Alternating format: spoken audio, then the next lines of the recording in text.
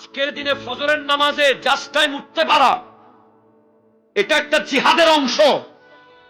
আপনি যখন ফজরের নামাজে জাস্ট টাইম উঠে যাবেন, আপনি ওই ইহুদিদের গায়ে 100টা মিসাইল মেরে দিলেন। আপনাকে ফজরের নামাজে ঘুম থেকে না উঠার জন্য তারা হাজার রকমের যন্ত্র বের করতেছে। আজকে আপনার মোবাইলে, যেই মোবাইল আগে কেনা স্বপ্ন ছিল, এই মোবাইল এখন পেঁয়াজের মতো বিক্রি হচ্ছে। কথা কোন ঠিক কিনা জোরে বলেন। যেই মোবাইলে ইন্টারনেট পাওয়াটা দুর্ভেদ্য ছিল, আজকে ইন্টারনেট আপনার ঘরে ঘরে, ওয়াইফাই আপনার ঘরে ঘরে।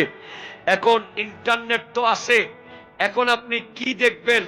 ইউটিউবে প্রতিদিন নিত্য নতুন সিনেমা রিলিজ হচ্ছে, ফেসবুকে প্রতিদিন হাজার রকমের বিষয় দেওয়া হচ্ছে।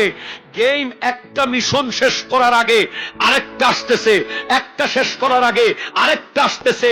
ব্যাটিং সাইট, জুয়া, এমন এমন প্ল্যান মোবাইলে দেওয়া হচ্ছে, কোন যুবক যেন রাত 3টার আগে ঘুমাইতে না পারে, যেন সে এমন ভাবে ঘুমায় ফজরের নামাজ যেন সে অবশ্যই পড়তে না পারে।